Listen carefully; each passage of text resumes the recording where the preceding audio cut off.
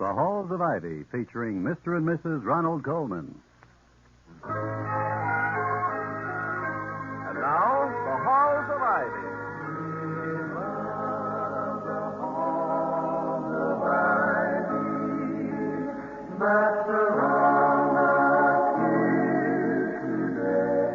Welcome again to Ivy. Ivy College, that is, in the town of Ivy, USA. It might reasonably seem that after many years of experience, the opportunities and importunities of a college president's life would have become so standardized and so repetitious that all problems could be settled by rule of thumb. But the trouble with using a rule of thumb is that it's too frequently one knuckle short of adequacy. As Dr. Hall, Ivy's president, says to his wife, the former Victoria Cromwell of the English Theater, Vicky, do you know what my father used to say? But I've heard a great many things your father used to say, darling, although I'm sure you often confuse what he used to say with what you're about to say. In this instance, there's no confusion. He really said it. Said what? He said, the uses of adversity may be sweet, but they are definitely not fattening. Well, that's very good. Yeah, from what you tell me of your father, Toddy, Confucius was just an Oriental Milton Berle by comparison. I'd hardly go that far, my darling, although they probably did have one thing in common. But your father and Milton Berle? No. My father and Confucius. Oh, yeah, well, both philosophers, huh? Well, yes, but I was referring rather to my father's fondness for the Chinese game of mahjong. Mahjong? Confucius? Well, isn't that like saying Napoleon played a hot game of gin rummy? It may be a slight anachronism, but the Chinese have played mahjong for 8 centuries at least. When they pick up a fad, they hang on to it, don't they? A very tenacious race, and one which I have long admired. Compare canasta and mahjong. In only 2 or 3 years, we have introduced canasta, changed the rules, added variations, improved it, transformed it into a game called samba, and will probably within a short time discard it. On the other hand, mahjong, played for 1,000 years with few, if any, variations. How did we get here? Over here in China, you mean? Well, we started with your inscrutable father, whom we left standing on the devious dock, and then, regretfully, leaving the beautiful pagan island of Hula Bula, whose happy natives wave farewell from the palm-lined shore, we once again board our great white ship in the harbor of Bui Bui. No, dear, no. Sail away, No, please, yes, stop the film. Oh, what's the matter? Did you run out of popcorn? No, but I wasn't asking for a complete resume of the, I remember. Yes, it started with my father's observation on the sweet but non-fattening uses of adversity. Yeah, well, it's nice to be home again, isn't it? But what's the adversity? Something in the morning mail? A very shrewd and quite feminine deduction. Well, what's feminine about it? The instinctive reaction of a female in the presence of a communication on paper. Oh, bad news, undoubtedly. Hold the telegram up to the light. Shake the envelope. Listen to the package. On the other hand, a woman responds to the ring of a telephone with the happy anticipation of great good fortune. You answered, yes, probably bad news. The lengths to which a wife will go to shatter her husband's complacency. Dr. Hall speaking. Who? Oh, yes. I just read your letter. And I'll be glad to talk to you. Oh, yes, please do. Come right over. Goodbye. Now that, I take it, referred to the adversity in the morning mail. Yes. Although adversity is probably too strong a word, except that it poses a problem for Prexy. That was Dr. Franklin Jarvis, Ivy class of 23. Dr. Jarvis? MD? PhD? DDT? No, Vicky. My darling, a DDT is not a degree. Oh. In this case, it is DD. A Doctor of Divinity, which makes the phrase, let us pray, quite a different matter. But, Dr. Jarvis has a son here at Ivy. Ben Jarvis. You know him? Not well, but I know who he is. Wherever you see a bunch of students around a piano singing or dancing or just listening, the boy at the piano is probably Ben Jarvis. Oh, I see. Is he gifted? Yeah, definitely. Do you remember a clever number in the last Junior Follies? It was a piano number in which the piano went to complete discord at the end. It was called The Wreck of the Old 88. Oh, yes. Yes, it was very amusing. Yes, although the title had and still has me a bit baffled. Well, in musical circles, dear, well, at least in non-classical circles, a piano is known as an 88. 88 keys, you know? The wreck of the... Oh, yes, I see.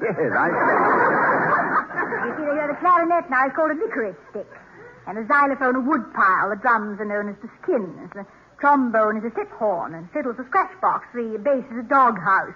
Thank you, darling. I'm happy to be married to such an informed critic. Yeah, well, nobody deems me a tailor, but I know my way around the pops. The pops? Yeah, popular music. Oh, I was afraid you were referring to the more elderly musicians. Now then, what were we saying about Mahjong? Oh, no, darling. We left Mahjong 20 minutes ago. Oh. We were up to the Reverend Franklin Jarvis. Oh, yes, the Reverend Jarvis is perturbed. Yeah. He's on his way over for advice and assistance. Well, one doesn't usually think of a clergyman asking for help and advice from a layman. It's like a dentist asking what to do for a toothache. Oh, on the contrary, I suppose a conscientious churchman cannot dismiss his troubles as easily as one who is not so concerned with the human soul. He most of all knows that one person's small trouble is like a pebble cast into a pond.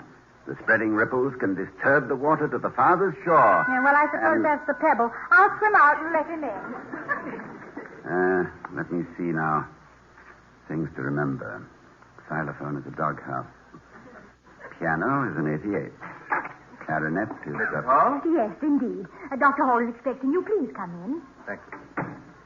William, here's Dr. Jarvis. How do you do? Good morning, sir. I have been in this house before, I think, for disciplinary reasons, 1921 and 22. Well, one doesn't think of a divinity student requiring discipline, Dr. Jarvis. More than anyone. While I'm not an advocate of unsmiling grimness in religion, an undisciplined shepherd is incapable of controlling his flock. Don't you agree, Doctor? I gather you consider your son Ben one of the undisciplined, Doctor. Yes, Doctor, Well, excuse me, I don't like to interrupt, but is there some way you could avoid the yes, doctor, no, doctor exchange? I feel like I was in the middle of a consultation about my appendix. Well, it's a little confusing, isn't it? Yes. However, I am frequently and quite properly addressed as Mr. Well, frankly, I'm less concerned with titles than with my errands. President Hall... President, now that solves it. President Hall, I am concerned about my son, Ben. Well, I think I know why, but I'd like to hear your views. Very well. I am a clergyman. My father, Franklin Jarvis Sr., was a clergyman. His father, John Ward Jarvis, was a famous churchman. Of course, yes. John Jarvis, known affectionately to his congregation as Jack in the pulpit. Yes, my own father knew him very well and admired him. Thank you. Anyway, with an unbroken line of ministers in the Jarvis family, I naturally wanted Ben to keep up the tradition. Took it for granted, I'm afraid. Now I find he's majoring in music, but I want your help in getting him back on the right track. You know, he's a very talented musician. Isn't it possible he is on the right track? Dr. Jarvis, one of my duties as president of this college is to act, as far as I am equipped and capable, as a vocational counselor. To see that talents are channeled, natural tendencies properly guided, and mere avocations subordinated to a principal objective. Yes, but in Ben's case, the ministry is the principal objective, although he doesn't seem to realize it. Well, it's a fine calling, Dr. Jarvis. But is it a call if you don't hear it? I'm afraid Ben hasn't listened. He couldn't be a fourth-generation Jarvis without feeling some urge toward the church. I don't want to force the boy into a field for which he feels no interest or for which he has no gift. But I do feel that this musical excursion of his is merely a tangent, a temporary fascination, and that his inherited vocation is preaching the gospel. Now, believe me, Dr. Jarvis, I can readily see your point, and I sympathize with it. I should like to talk to your son. We're with you present. Anytime you say, sir. If, as you believe, his instinct, unrecognized, is for the ministry, I shall be only too glad to help put him right. However, if I feel music is his real goal, I should have to encourage it in every way possible. Yeah, I think William the Dr. Jarvis feels Ben doesn't really know himself yet, and a little push in the right direction might do the trick. Exactly, Mrs. Hall. It isn't that I want to exert any unfair pressure on the boy. But in later years, I wouldn't want to know that the church had lost a great clergyman for want of help and encouragement. It's quite understandable. And I almost hope that he will see things your way, Dr. Jarvis. These are days of confusion, uncertainty, and cynicism. I think the world would welcome a new voice which could inspire a renaissance of hope and faith. I have prayed for Ben to be that voice. Of course you have, Dr. Jarvis. But if the prayer is not answered your way, it may very well mean that the answer is wiser than the request. Yes, I know. Not being omnipotent ourselves, we must adjust to the power that is. My friend, Dr. George Headley, chaplain of Mills College in California, wrote a prayer which expresses it very well. It goes, "My Father God, who walkest here with me, I know thy steps are shortened for my sake. This is my prayer, that I may learn to take a longer stride, to keep in pace with thee." Vicky, dear, will you see if you can get Ben Jarvis on the phone?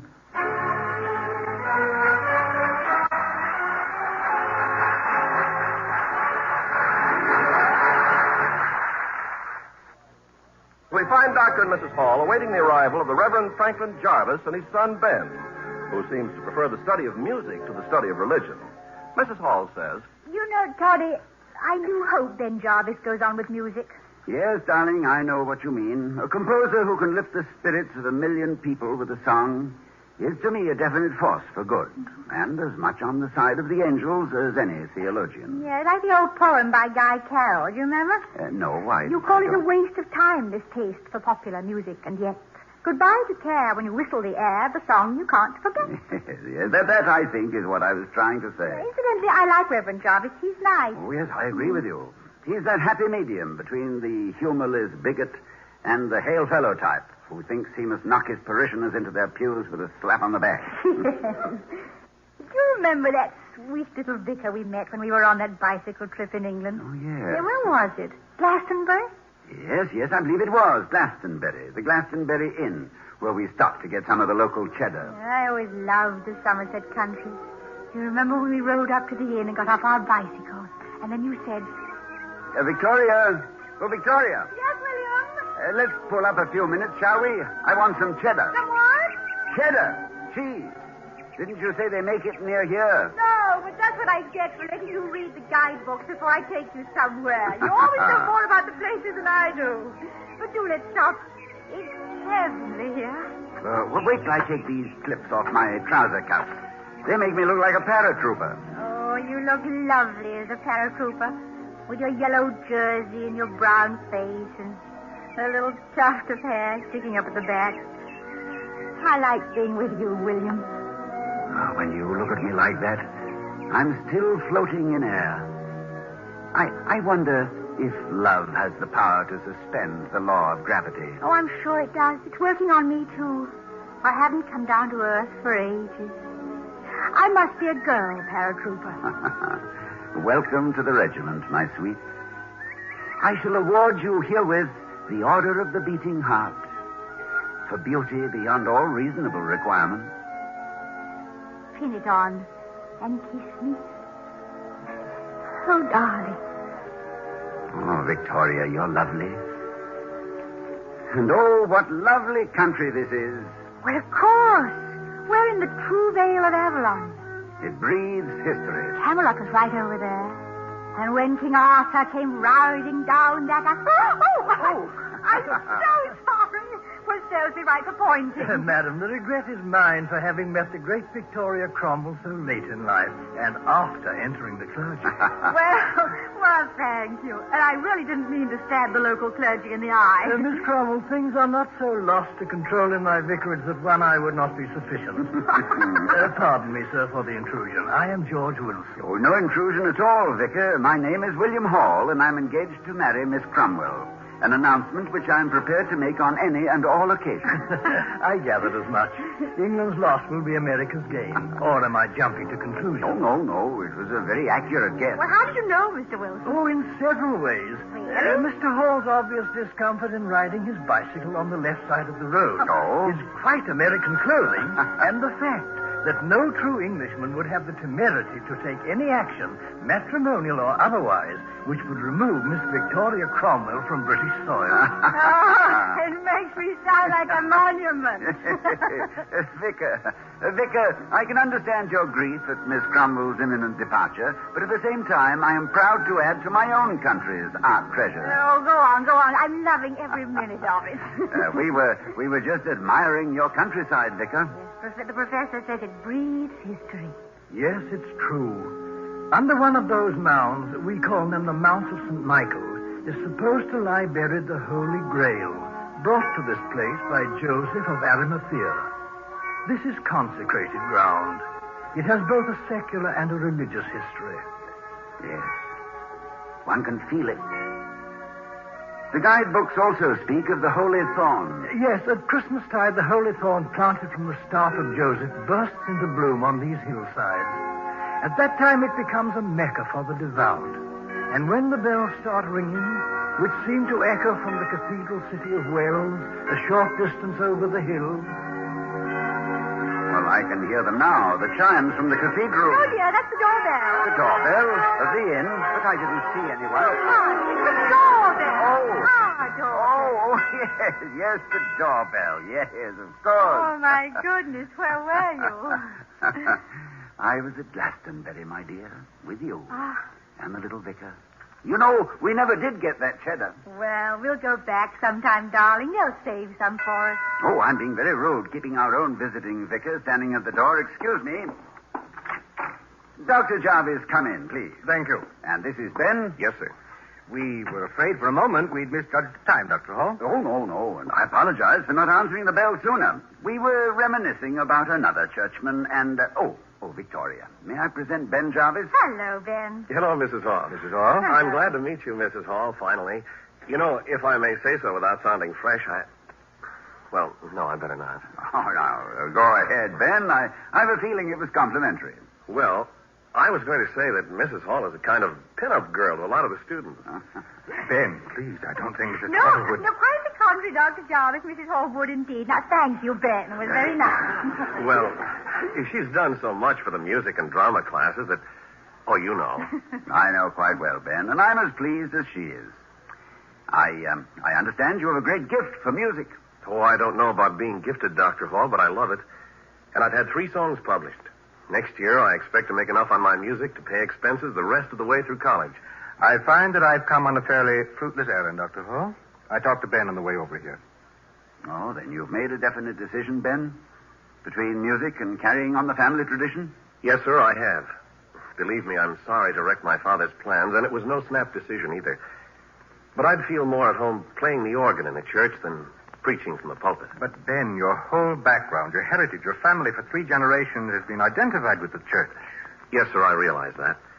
I guess I'm a biological sport. If I may say so, Dr. Jarvis, I don't think the Jarvises have lost a family gift. I think maybe they've gained one. I'm not closing my mind to that thought, Mrs. Hall. But I do think that in these troubled times, there is a higher calling than turning out popular tunes, profitable as it seems to be. Oh, I doubt if history has written many pages which were not called troubled. And as long as your son has made a firm and definite decision, I cannot but applaud his courage. I'm sure it wasn't an easy choice. Dr. Hall is right, Dad. It was a real struggle. It isn't the money or the success or seeing my name on a lead sheet. It's just that, well, anything I have to say, I can say better with music. Well, if it's good music, Ben, it says something. You can reach a lot of people with it. I think so, too, Mrs. Hall. I really think I can do some good with music. Oh, I'm sure you can. A light air can sometimes lift a heavy heart, which is an organ everyone possesses and for which all great music is composed. I'm afraid I'm outvoted, President Hall. All I can say to Ben now is good luck. And don't forget your grace note. Thanks, Dad. Mrs. Hall, may I use your piano? Well, of course you may. Why, Ben? Just to show you that I'm not completely frivolous about this.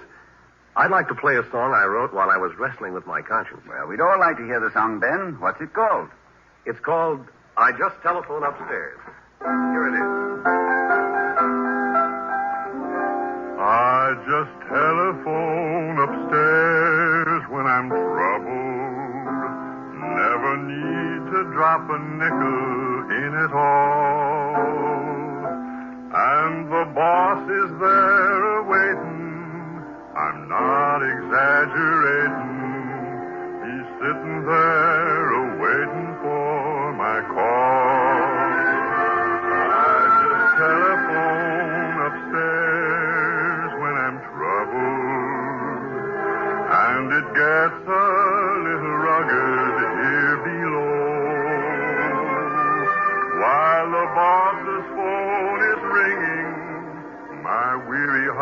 starts singing, and suddenly I hear him say, hello.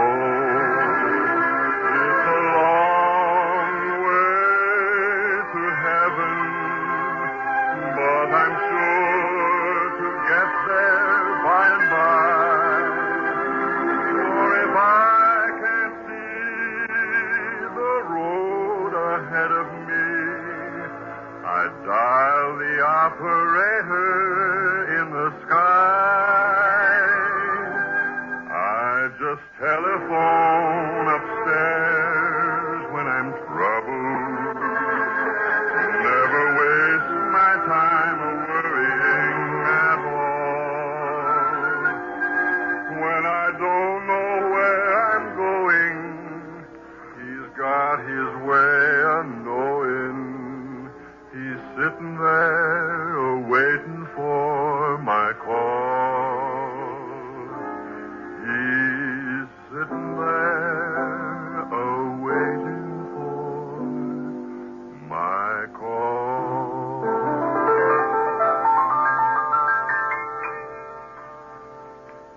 Ben, shake hands with a man who knows a better sermon than he can preach himself. I've never been so glad to be wrong. Maybe you weren't wrong. Maybe I can still preach my own way. Unless my castles in the air are just shacks. Castles in the air are all right, Ben, if you put foundations under them. That's good advice, son. I'll take it.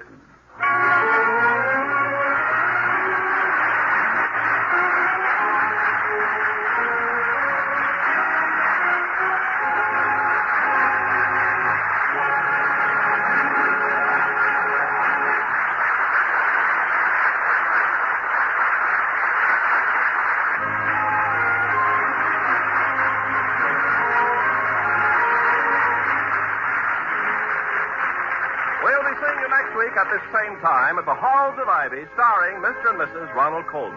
Others in our cast were Ted Osborne, Rye Billsbury, Eric Snowden, and Thurl Ravenscroft. Tonight's script was written by Don Quinn and Audrey Call. Miss Call is the first violinist in our Henry Russell Orchestra, and the composer of I Just Telephone Upstairs, presented tonight for the first time.